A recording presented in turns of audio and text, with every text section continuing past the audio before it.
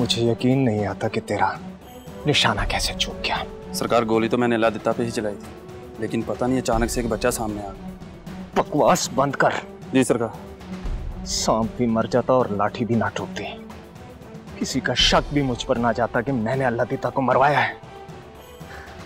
Case को मजहबी रंग देकर खत्म करवा देता। सारा बना बनाया खेल बिगाड़ दिया तूने। दबा हो जा मेरी नजरों से, दबा हो जा। रोशु, अगर किसी की आवाज निकली तो सबके सब मारे जाओ। तुम लोग जो मर्जी कर लो, मगर मैं तुम्हारे आगे झुकूंगा नहीं। ये तो तुम्हें चौधरी साहब ही बताएंगे।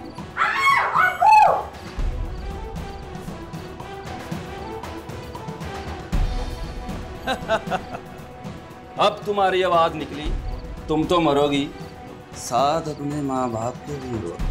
लेके चलो इन्हें, चलो।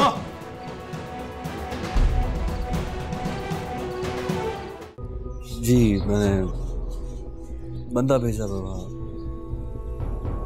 आता ही होगा। लेकिन अल्लामा साहब ये सब किया किसने और कौन है ये? किसी ने नहीं,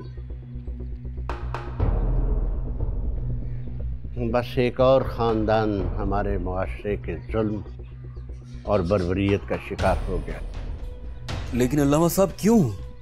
बस बेटा, जो 2 गज ज़मीन हमें चाहिए होती है अपने लिए, वही ज़मीन हम पर तंग कर दी जाती है। लेकिन अल्लामा साहब ऐसा कौन कर सकता है? आखिर वो लोग हैं कौन जो इतनी जुल्म और बर्बरीत कर रहे हैं? मुझे तो अहमद चौधरी और उसके बंदों पर शक है। अल्लामा साहब,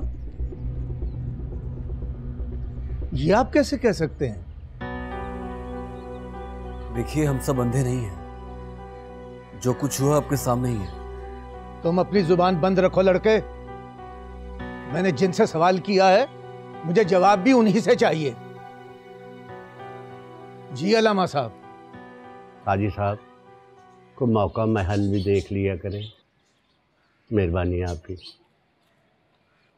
अमर जी, इनकी तदफीन का बंदोबस्त करें। जी अल्लामा साहब।